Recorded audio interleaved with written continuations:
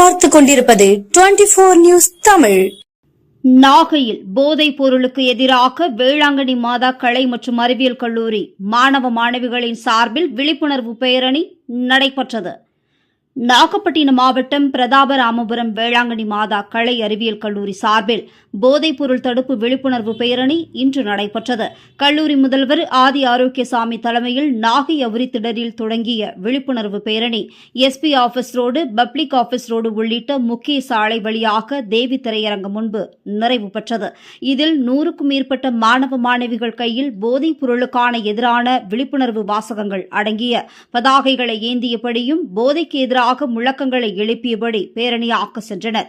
முன்னதாக மாணவர்கள், பேராசிரியர்கள் போதைக்கு எதிராக விழிப்புணர்வு உறுதிமொழியினை எடுத்துக் கொண்டனர்.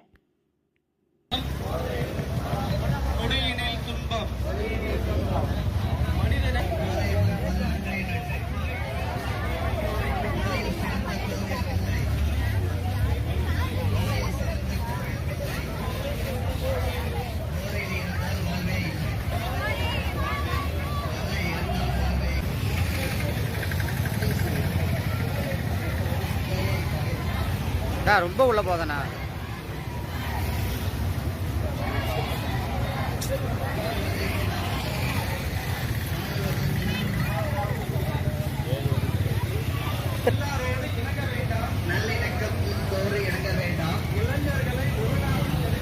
ஃபாதர் எங்க முடிக்கிறீங்க? இந்த இடத்துல